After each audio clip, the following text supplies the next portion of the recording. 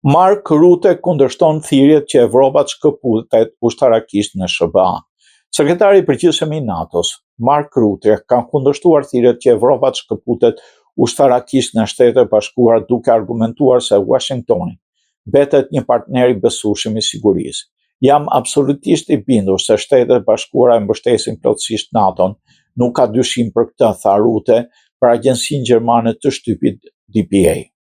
Rutte tha se Evropa duhet marrë përsipër përgjegjësi më të madhe për sigurinë e saj, duke përfshirë shpenzimet më të larta për mbrojtjen, por ai theksoi se kjo duhet të ndodhë bashkë me Shtetet e Bashkuara dhe jo jashtë kuadrit transatlantik.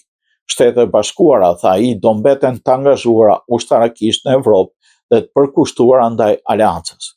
Vërejtjet e Rutte ishin një përgjigje drejt për drejt në komenteve të fundit nga Manfred Weber, kreu i Partisë Popullore Evropiane, i cili i vuri në pikpyetje nëse Evropa mund të vazhdojë të mbështetet tek Washingtoni mes pasigurisë politike në SBA.